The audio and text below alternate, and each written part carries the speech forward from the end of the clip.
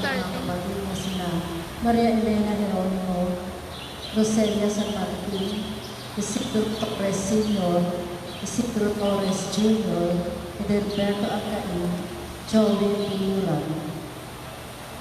At ang pari pong mamumuna sa ating ng pagdiriwang ay sa Labareno Papel, Minandro Labong Jr.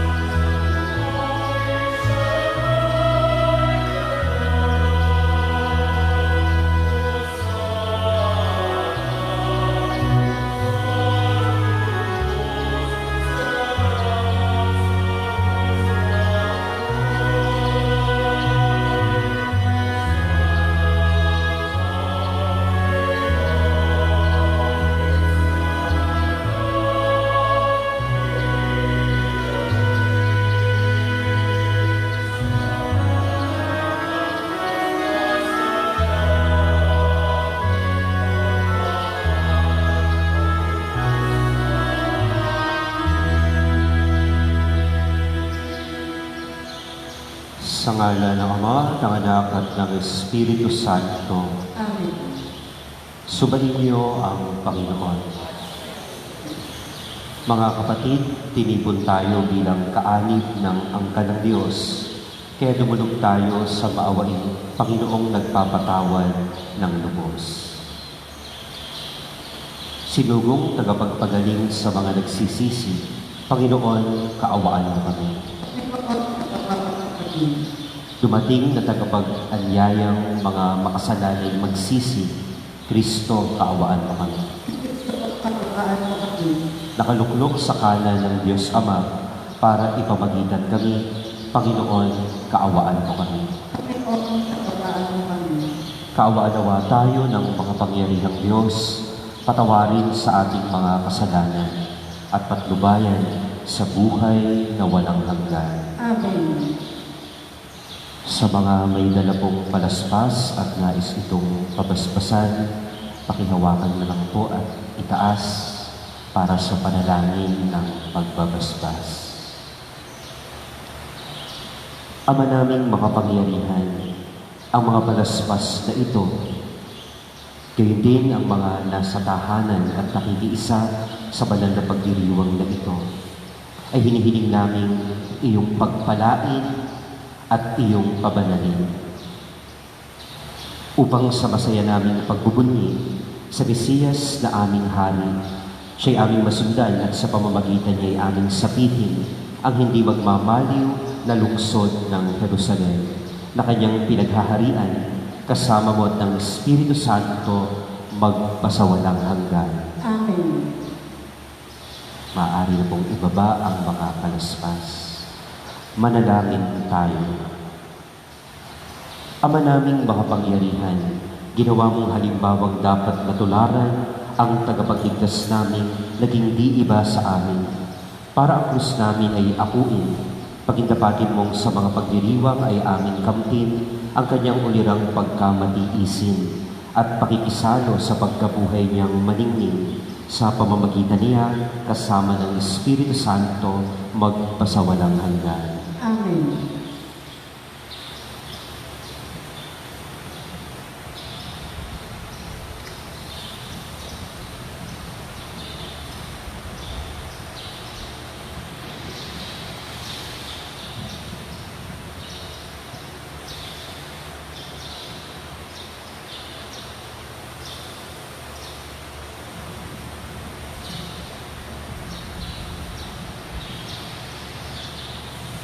Ang salita ng Diyos mula sa aklat ni Propeta Isaias.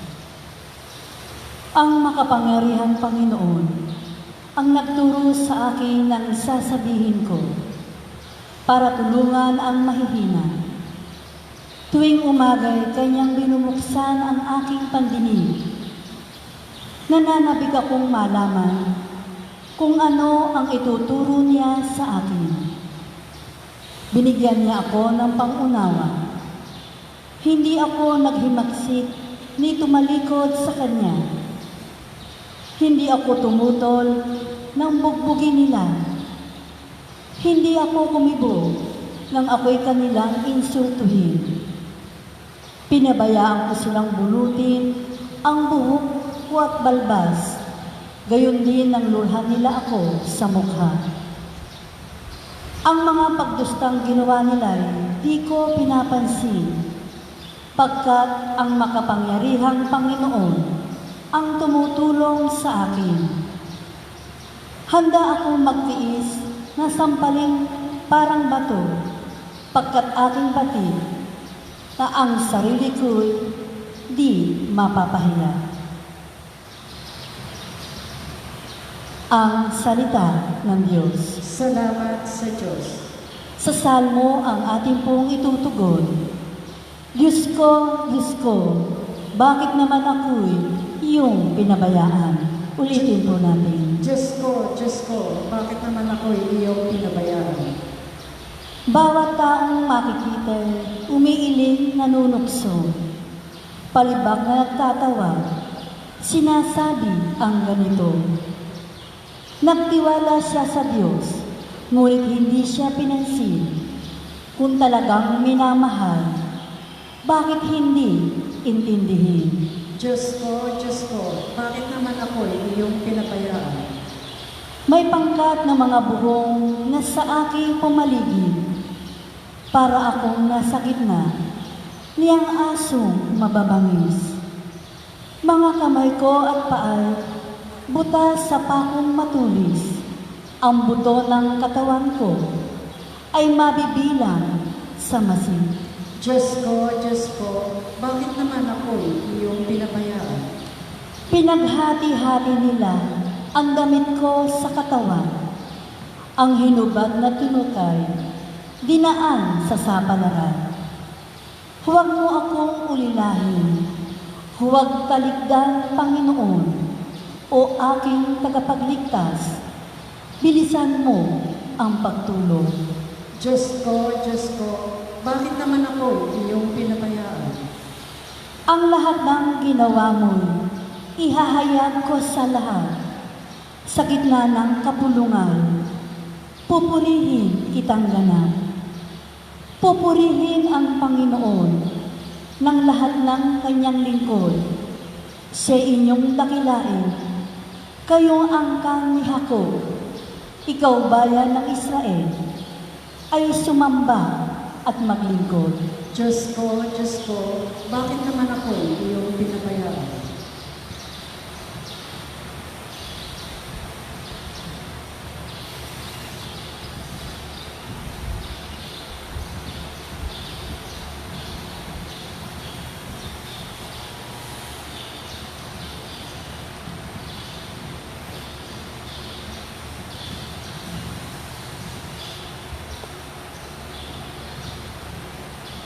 Ang salita ng Diyos mula sa sulat ni Apostol San Pablo sa mga taga-Filipos.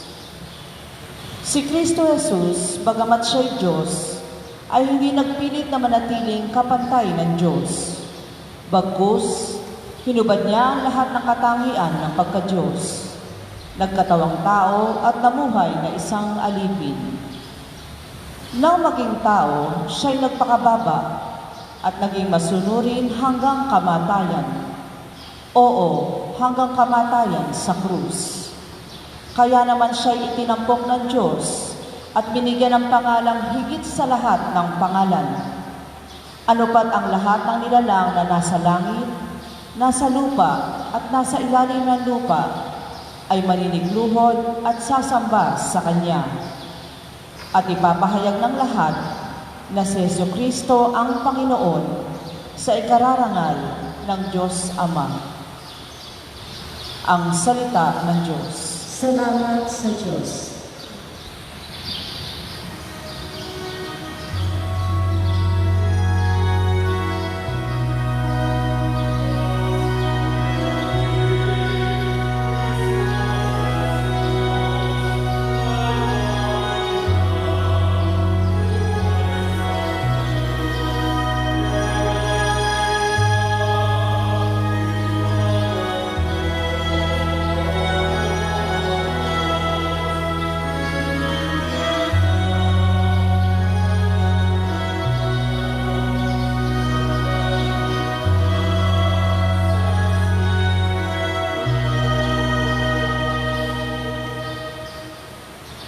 Ang pagpapakasakit ng ating Panginoong Jesucristo ayon kay San Mateo.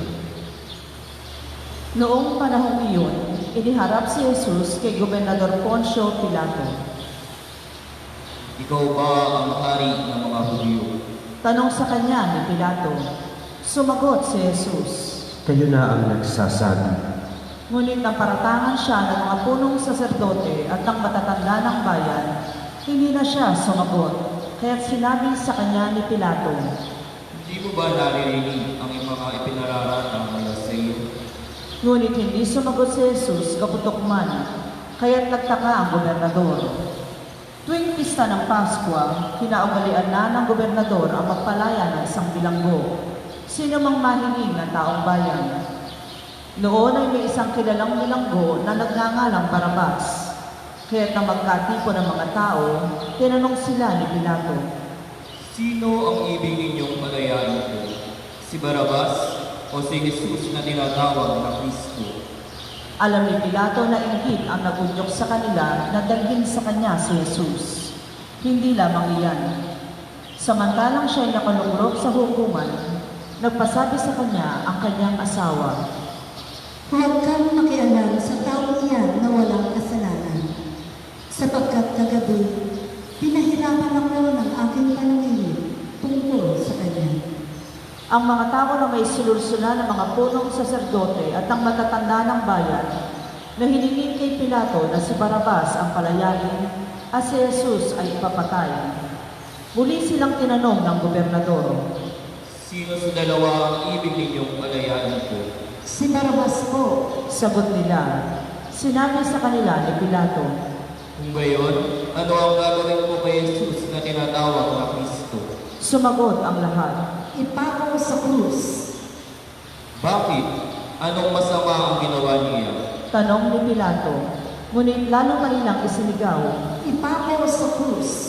Nang makita ni Pilato na wala siyang magagawa at malamang pang magkagulo ang mga tao, nagpakuha siya ng tubig at naghugas ng kamay sa harapan ng mga tao. Wala akong pananagutan sa kamatayan ng taong ito. Bahala kayo. Sabi ni Pilato, sumagot ang mga tao, Pinananagutan namin at ang aming mga anak ang pagkamatay niya.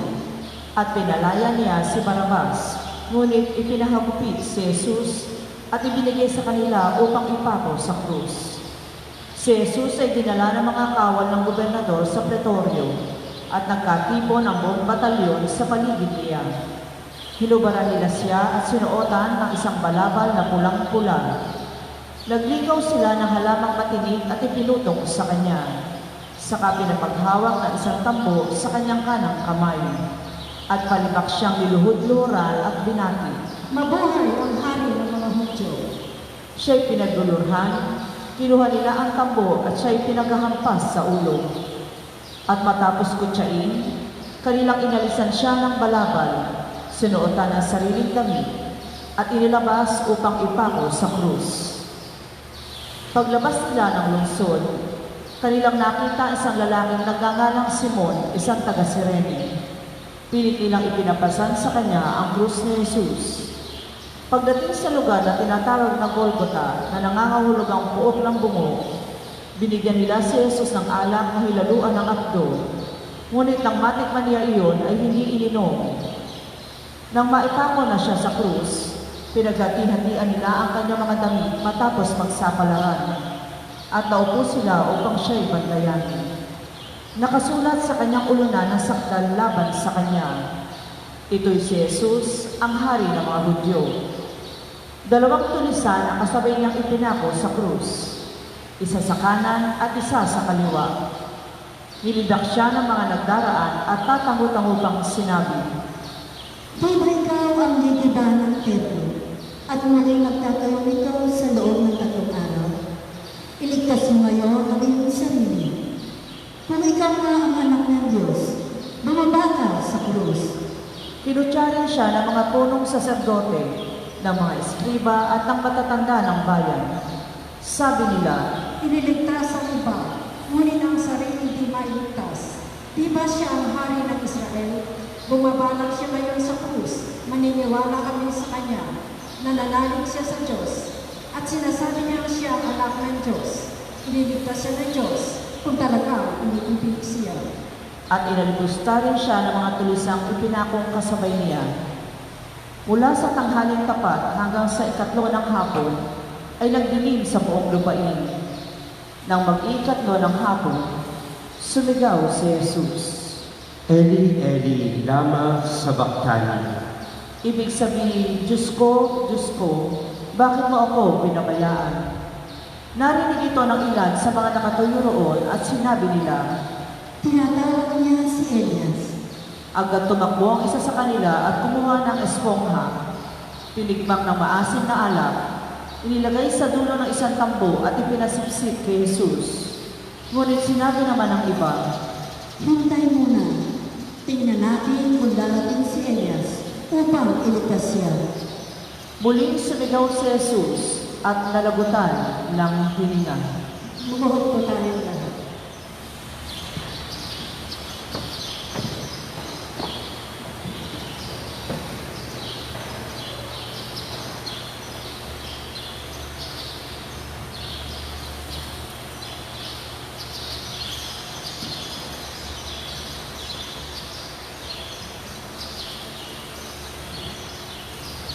Biglang napunit sa gitna ang tabing ng templo mula sa itaas hanggang sa ibaba. Nayanig ang lupa, nagbitak ang mga bato, nabuksan ang mga libingan at nabuhay ang maraming banal na namatay na. Lumabas sila ng libingan at nang muling nabuhay si Jesus. Sila'y pumasok sa banal na lungsod at nakita roon ng marami. Nasindak ang kapitan at ang mga kawal na nagbabantay kay Jesus. Nang maramdaman nila ang lindol at masaksihan ang lahat ng nangyari. Tunay na ito ang anak ng Diyos. Sabi nila, Ang pasyon ng Panginoon.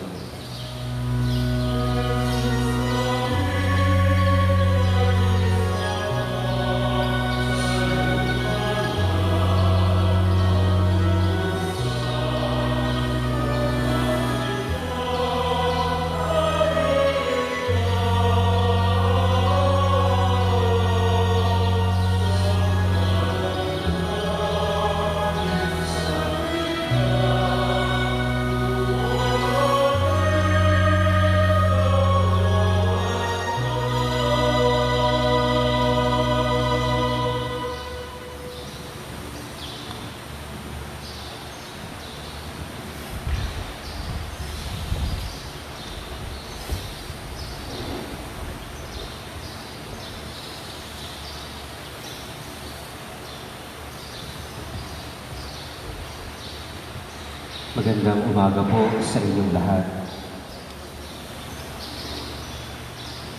Ngayon po ay ating sinisimulan ang mga mahal na araw sa pagdiriwang natin ng linggo ng Palaspas ng pagpapakasakit ng ating Panginoong Hesukristo.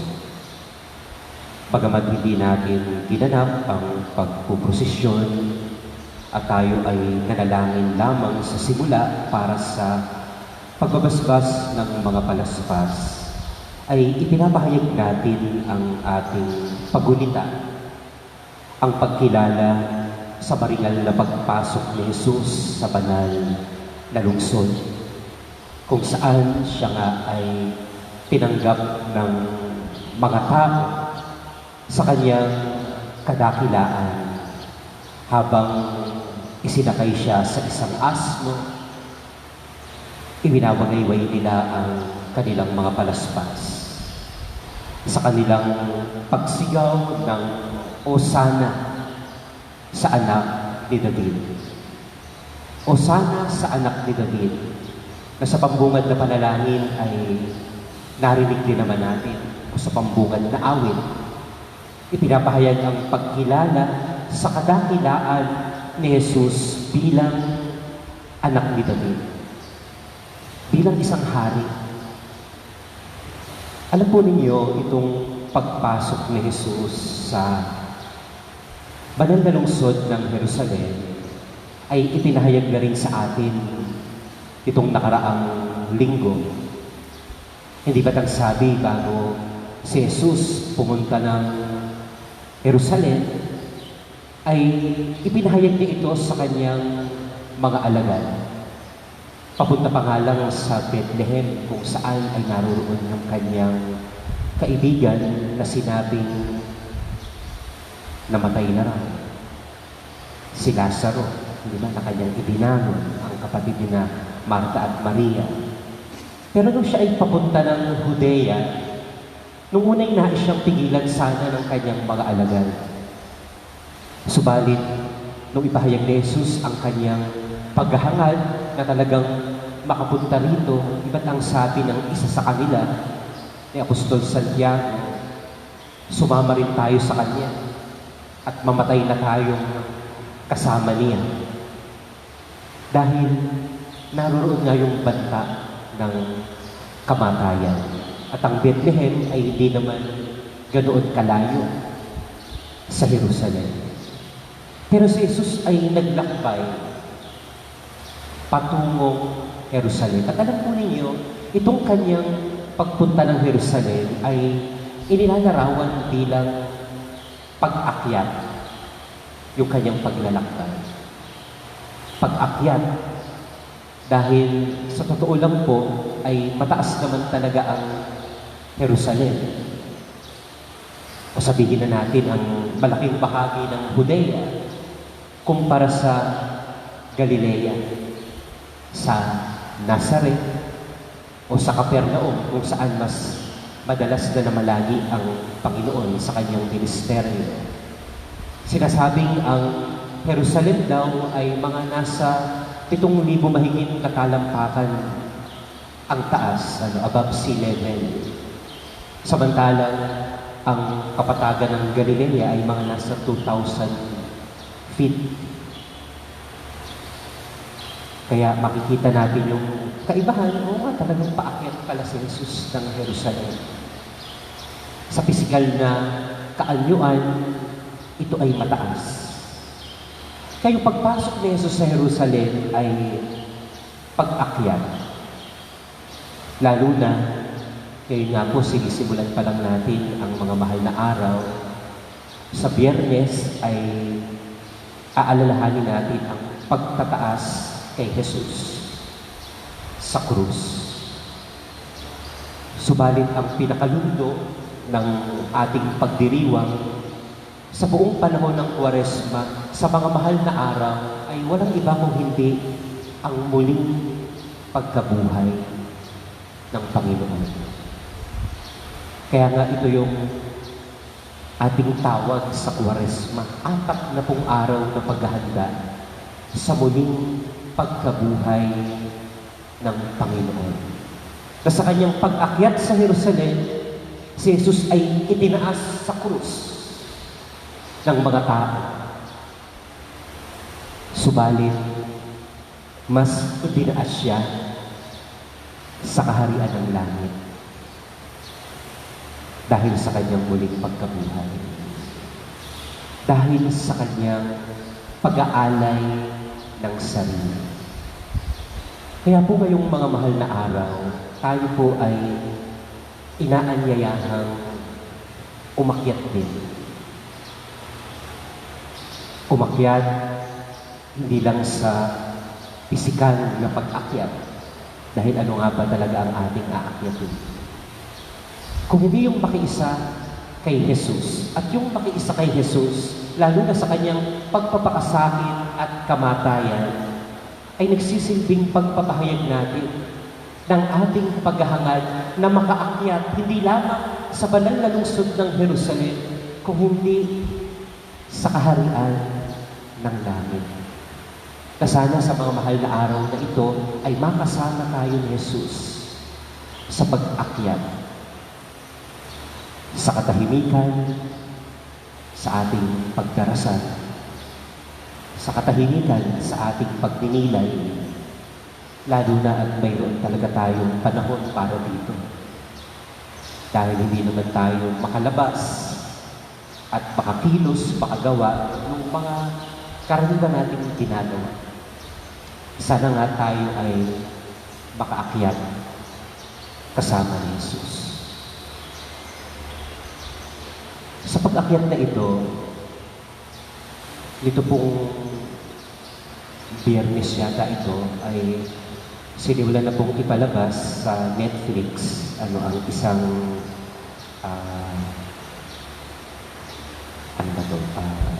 Spanish TV series, yung Money Heist, yung ika-4 na bahagi, yung part 4 ay sinimulan na pong ipalabas at kagabi po nasimulan pong panoorin yung unang episode. Sa unang episode, ito nga ay part 4, pero pagpapatuloy nung dati, ipinakitang tumatakbo si Professor. Tumatakbo para takasan yung mga pulis na humahabol, naghahanap sa kanya, sa kagubatan, sa kakahuyan. Samantalang, ang akala ni Professor ay napatay ng binaril yung kanyang minamahal, si Lisbon. At habang tumatakbo siya, ay nagsasalaysay naman itong si Tokyo, na noon ay nag-iisip din kung paano makakatakas sa Bank of Spain dahil naroon nga sila. At dun sa kanyang pagsasalaysay, mayroon siyang pinahagi. Sabi niya, nung habang tumatakbo si Professor, dalawang salita raw ang nasa puso ngayon ni Professor. Yung dalawang salita ito, ang sabi niya, love and death. Dalawang salita na hindi dapat magkasama. Pagmamahal at kamatayan. Nabanggit ko po ito sapagkat sa mga mahal na araw na ito naman na talaga ang nakikita natin magkasama. Pagmamahal at kamatayan. Love and death. Sa pagmamahal sa atin ng Panginoon, ay hinarap niya ang kamatayan sa pag-akyat sa Jerusalem. Sa pagtataas sa Kanya sa krus. Subalit yung kadakilaan ng pag-ibig ay hindi lang nagwakas sa kamatayan sa krus, kung hindi sa kanyang muling pagkabuhay. Subalit bago rin makamtan ang tagumpay ng muling pagkabuhay, ay napakahalaga ng kanyang ginawang pag-aalay ng sarili. Dahil sa pag-ibig, naging handa siyang mamatay. Hindi naging mga makasarili. At tayo rin naman ay binibigyan ng pagkakataon upang umakyat kasama ni Jesus o manatili na lamang na panatag sa ating mga Galilea. Baka hindi na tayo pumunta ng Jerusalem. Okay na tayo, kontento na tayo sa ating kalalagayan. Pero sa sitwasyon po natin ngayon, nakikita naman natin ang kabayanihan ng marami. Dahil sa pagmamahal sa kapwa, nakahandang sumuong sa panganib, hindi lamang ng sakit ng pandemyang ito ng COVID-19, kung hindi maging sa panganib ng kamatayan. At ito naman nga ay kinikilala natin, pinararangalan yung mga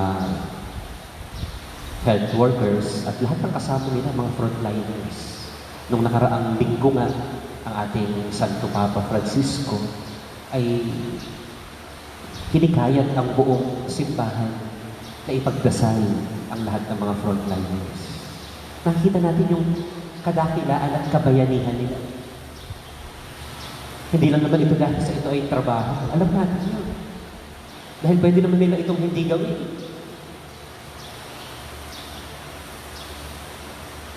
Pero dahil sa pagmamahal, nakahanda silang mag-alay ng sarili.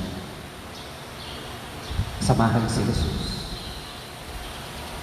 Samantala, maaari nga natin silang tularan, pero maaari rin naman yung kabaligtaran na nakalulungkot, naging balita rin nung mga ilang, 2 weeks ago yata yun, di ba, na yung mga namumuno pa sa ating gobyerno, na para bang nakakalungkot na malamang ang una pala sa kanila ay sarili. Kung bakit napakaraming mga hindi pa rin natetest, na mga PUI, na nangangailangan naman talaga ng testing, pero yung ibang mga leader, sila ay nagkaroon pa ng mga VIP testing sa kanilang sariling mga tahanan.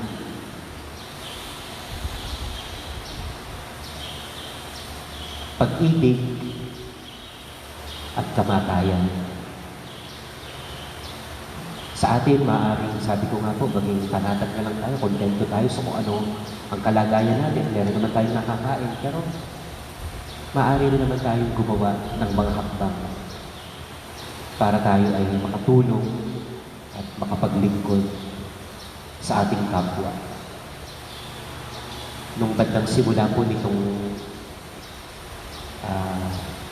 extended community quarantine para sa buong Luzon, ang ating obispo ay mayroon ng panawagan sa bawat pamilyang Katoliko na kung makakaya sana ay makatulong sa isa pang pamilyang Katoliko. Yung programa ng Adapt a Family. Kung kaya naman natin, baka merong pamilya sa paligid na maaari nating tulungan, nabigyan ng makakain o pambili ng makakain kung meron naman tayo. Marami naman pong paraan para maipakita natin ang pag-iisa natin kay Kristo. Una, sa personal nating sitwasyon, sa pag-iisa sa Kanya, sa pagpinilay, sa pagdarasal, sa pagsisisi sa ating mga kasalanan. Doon natin maipapakita na sumasama tayo kay Jesus sa pag-akyat at gayon din sa pamamagitan ng pagmamalasakit sa kapwa, maipapakita natin ang pag-iisa natin, hindi lang sa kapwa, kung hindi maging kay Jesus. Inaanyayahan tayo na umakyat ng Jerusalem. At sa pag-akyat natin sa Jerusalem, ay magtiwala na tayo nga ay isasama ng Panginoon sa pag-akyat sa kaharian ng langit. Amen.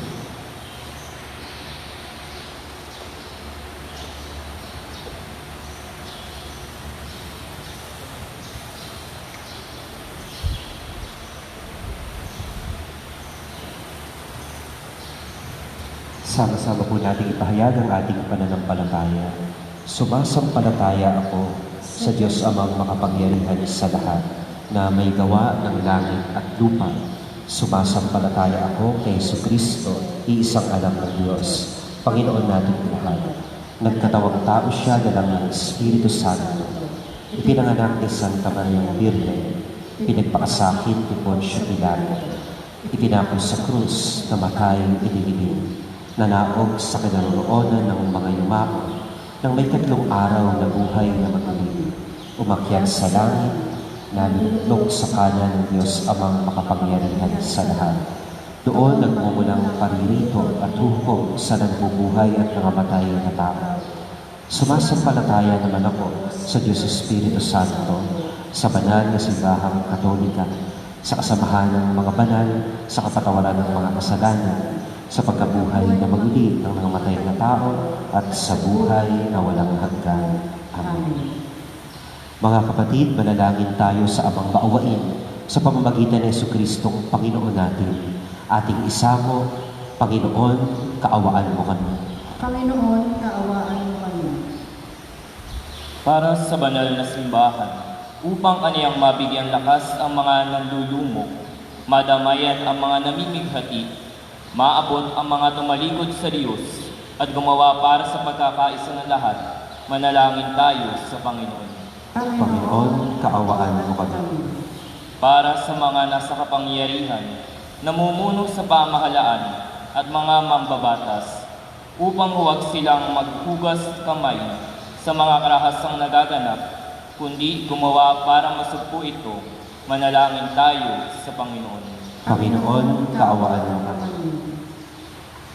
Para sa mga nakatanggap na mga udsala dahil sa kanilang pagtalima at paninindigan sa mabuting balita, upang maging lakas nila si Jesus na nagbata ng hirap at nag-alay ng buhay sa pagsasakatuparan ng kalooban ng Ama.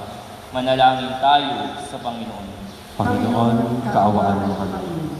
Para sa mga biktima ng COVID-19, ang mga nagkasakit at mga nag-aalaga sa kanila, upang patuloy silang manalig sa tagumpay na idinudulot ni Kristo, manalangin tayo sa Panginoon. Panginoon, kaawaan mo kami.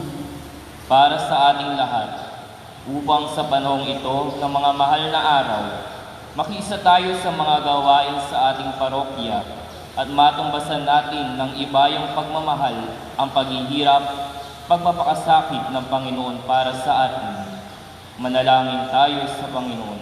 Panginoon, kaawaan mo kami. Tahimik po nating idalangin ang iba pa nating kahilingan.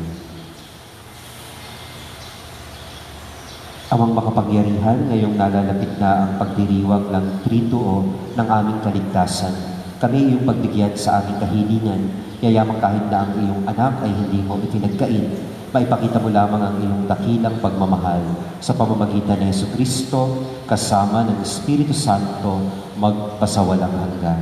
Amen.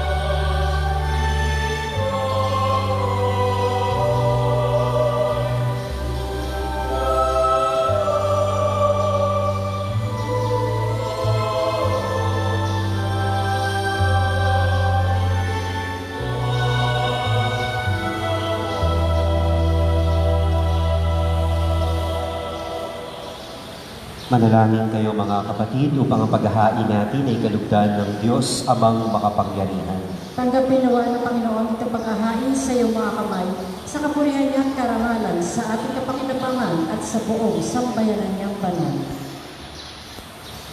Ama naming lumikha, pakundangan sa pagpapakasakit ng iyong bugtong na anak, sumami nawa ang iyong pagpapaunlak na di makakamit ng tanang aming pagganap. Hindi ng paghahain minsan lamang para sa lahat na mula sa iyo'y pinakikinabangan namin at tinatanggap sa pamamagitan ni Jesucristo kasama ng Espiritu Santo magpasawalang hanggan. Amen. Sumainyo ang Panginoon. At sumayo, Itaas sa Diyos ang inyong puso at diwa. itinaas na namin sa Panginoon. Pasalamatan natin ang Panginoong ating Diyos. Marapat na siya'y pasalamatan. Ama naming makapangyarihan, tunay ngang marapat na ikaw ay aming pasalamatan sa pamamagitan ni Jesucristo na aming Panginoon. Wala siyang kasalanan ngunit inaring salarin sa pagmamalasakit niyang kami palayain. Sa kamatayang kinasusuungan namin, kaya't namatay siya upang kami buhayin. Kaya kaisa ng mga anghel na nagsisiawit ng papuri sa iyo nang walang humpay sa kalangitan, kami nagbubunyi sa iyong kadakilaan.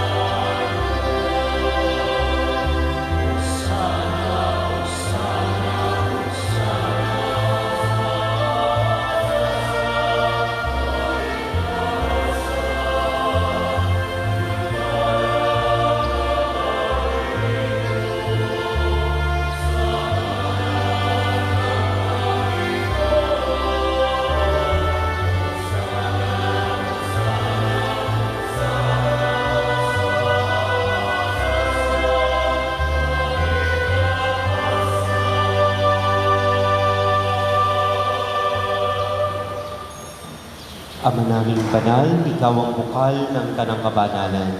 Kaya't sa pamamagitan ng iyong Espiritu, gawin mo pong banal ang mga kaloob na ito upang para sa amin ay maging katawan at dugo ng aming Panginoong Jesucristo.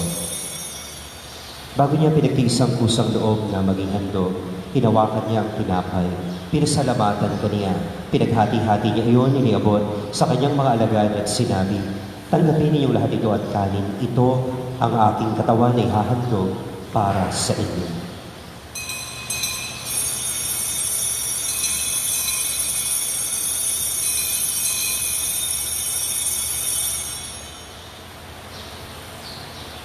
Gayun din naman nung matapos ang hapunan, hinawakan niya ang kalis. Muli kanyang pinasalamatan.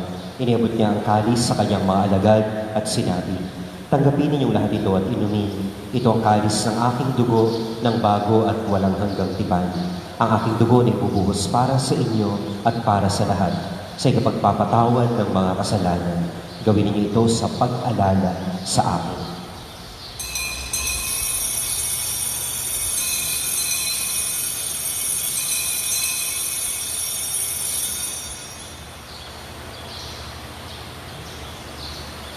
Ang misteryo ng pananampalataya.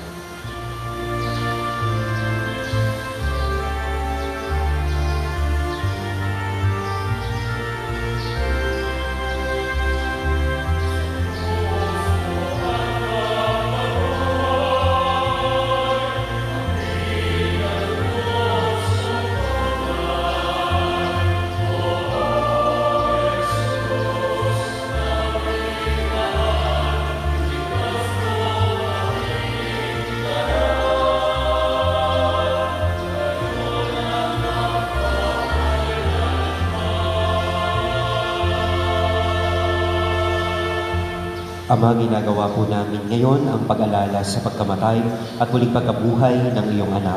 Kaya tiniaalay namin sa iyo ang tinapay na nagbibigay buhay at ang kalis na nagkakaloob ng kaligtasan. Kami nagpapasalamat dahil kami iyong minarapat na tumayo sa harap mo para maglingkod sa iyo.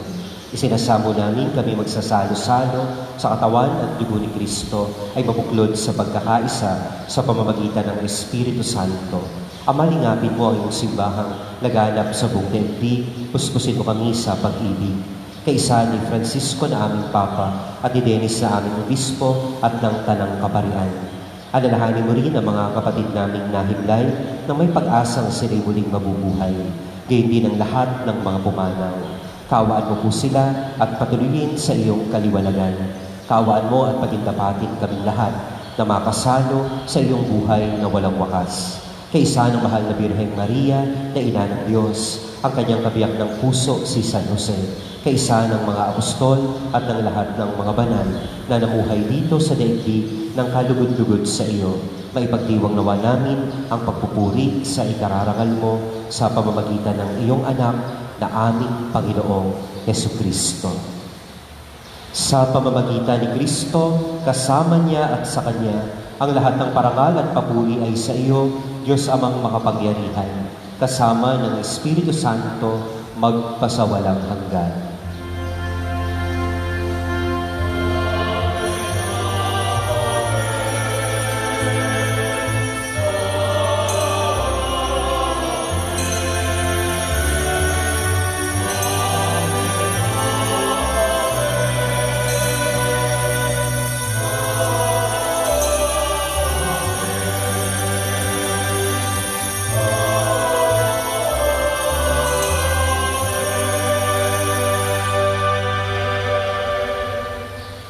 Kasama ng ating Panginoong Jesucristo, tumawag tayo ngayon sa ating Ama.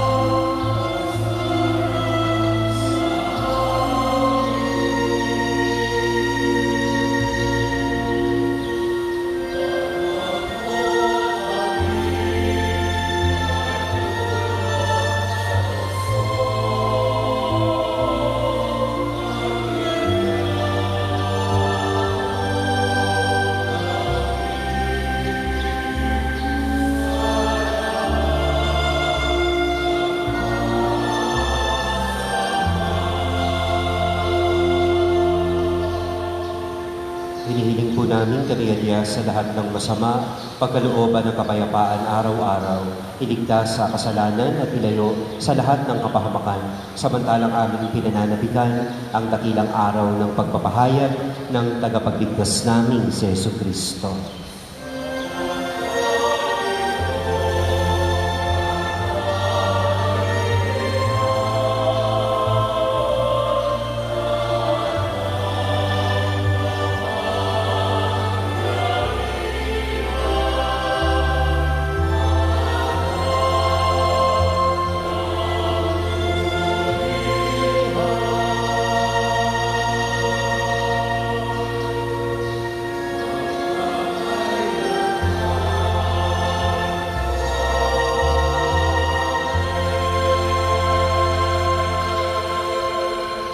Panginoong Kristo, sinabi mo sa iyong mga apostol, kapayapaan ang iniiwan ko sa inyo.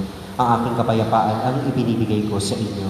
Tunghayin mo po ang aming pananampalataya at huwag ang aming pagkakasala. Pagkalooban mo kami ng kapayapaan at pagkakaisa ayon sa iyong kalooban, kasama ng Espiritu Santo magpasawalang hanggan. Amen. Ang kapayapaan ng Panginoon ay lagi nawang sumain niyo. At sumayon. Magbigayan po tayo ng kapayapaan sa isa't isa.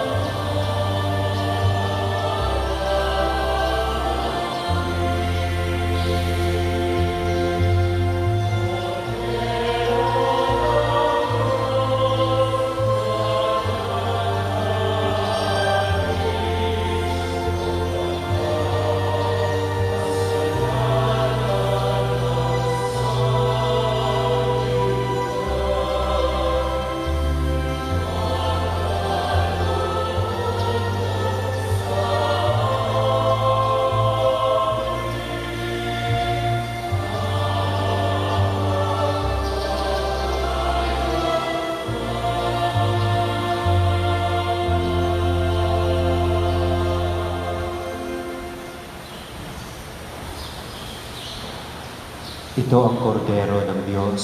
Ito ang nag-aalis ng kasalanan ng sanlibutan. Papalad ang mga inaanyayahan sa kanyang piling. Panginoon, hindi ako marapat-dapat na magpatuloy sa iyo. Ngunit sa isang salita mo lamang ay gagaling na ako.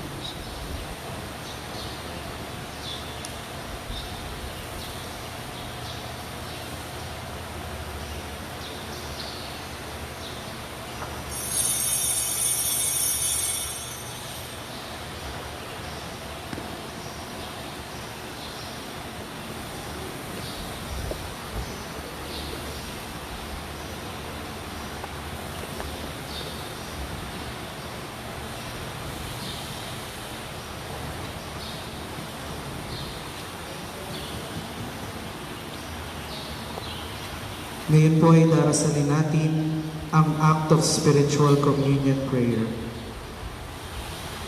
Panginoong Hesus, ako ay naniniwala na Ikaw ay nasa kabanal-banalang sakramento.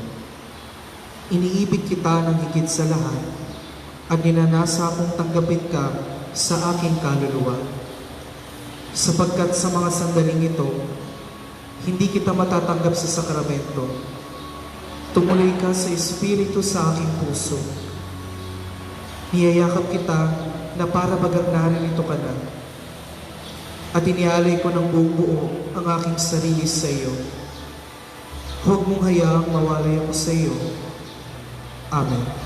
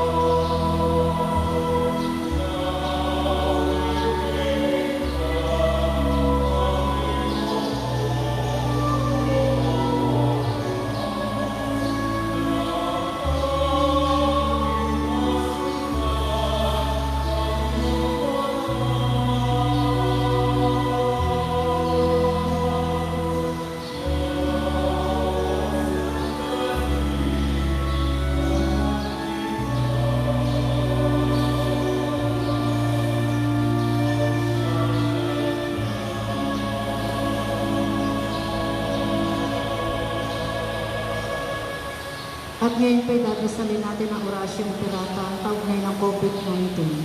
Amang makapangyarihan, lumalapit kami sa iyo sa aming pangangailangan. Ingatan mo kami laban sa COVID-19 na lumalaganap sa kasalukuyan at naging sanhi ng kamatayan. Tulungan mo ang mga nagsisipag-aral sa kalikasan at pinagmumula ng virus na ito at kung paano masusugpo ang paglaganap ng sakit na dulot nito. Gabayan mo ang mga kamay at isipan ng mga eksperto sa medisina nang mapaglingkuran nila ng may puso at kakayahan ang mga may karamdaman at sa mga sangay ng pamahalaan at mga pribadong ahensya na makatagpo ng lunas at solusyon sa salot na ito. Isinasama namin ang mga dinapuan ng sakit na ito ay mabalik sa kasalukuyan, sa kalasugan sa madaling panahon. Kumilos nawa kami sa ikabubuti ng lahat at matulungan ang lahat ng nakakailangan. Hinihiling namin ito sa pamamagitan ni Jesucristo kasama ng Espiritu Santo magpa sa walang hanggan. Amen. Maria, takbuhan ng mga Kristiyano, San Rafael Arcangel, Ipanalangin mo kami. San Roque, Ipanalangin mo kami. San Lorenzo Ruiz, Ipanalangin mo kami. San Pedro Calungsod, Ipanalangin mo kami. Manalangin tayo. Ama naming mapagmahal, ngayong kami pinapagsalo mo sa banal na pangikinabang, kami iyong pinalingong may pag-asa sa aming sinasampalatayanan, pakundangan sa pagkamatay ng iyong anak. Gawin mo pong kaming makarating sa aming paroroonan, pakundangan sa kanyang muling pagkabuhay bilang tagapamagitan kasama ng Espiritu Santo magpasawalang hanggan. Amen. Sumainyo ang Panginoon. At sumayo rin. Pakiyuko po ang ulo sa maringal na pagbabasbas. Ang Diyos Amang maawain na nagkaloob sa inyo ng anak niyang nagpakasakit bilang huwaran ng pag-ibig ay siya nawang magpasbas sa inyong lahat, pakundangan sa paglilingkod ninyo sa Kanya at sa kapwa, ngayon at magpasawalang hanggan. Amen. Pakundangan sa Kanyang kamatayan upang kayo'y huwag dumanas ng walang katapusang pagkamatay, makamtanawa ninyo ang buhay na walang hanggan. Amen. Pakundangan sa pagpapakumbaba niya para sa inyong kapakanan, kayo naway makasalo sa Kanyang muling pagkabuhay, ngayon at magpasawalang hanggan. Amen. Pagpalain nawa kayo ng makapangyarihang Diyos Ama at Anak at ng Espiritu Santo. Amen. Humayo kayo sa kapayapaan at makihati sa pagpapakasakit ng Panginoon. Salamat sa Diyos.